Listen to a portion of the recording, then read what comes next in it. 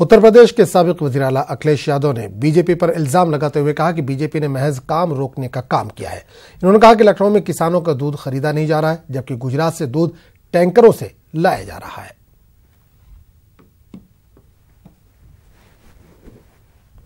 हाल की जो सरकार है उसका जमीन पर काम नहीं है।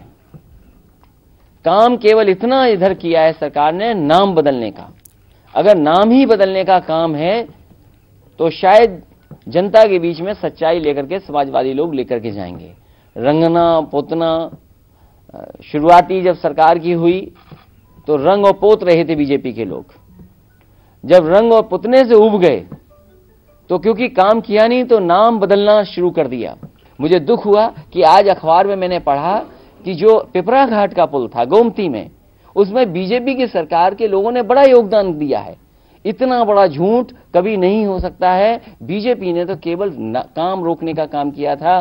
5 लाख लीटर का अमूल्य का हम लोगों ने यहां प्लांट लगाया, आज चल करके तैयार हो गया। दुख ये है कि लखनऊ के किसानों का दूध नहीं लिया जा रहा है, गुजरात से टैंकर भर करके दूध आ रहा है।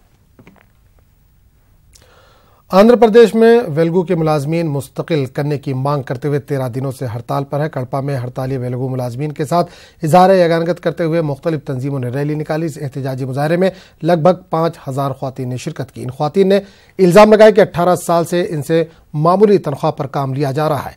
इन एहतजाजी मुलाजमीन ने इल्जाम लगाया कि हुकूमत इनके साथ बेहद नारवा सलूक करती आ रही है, जबकि हर सरकारी स्कीम को आवाम तक पहुंचाने में उनका काफी अहम रोल होता है। वेल्गू मुलाजमीन ने इंतखाबी वादा पूरा करने की चंद्रबाबू नायडू से मांग की है और हुकूमत की तरफ से मुनासिब यकीन दहानी पर ही अपनी हड़ताल खत्म करने की बात कही है।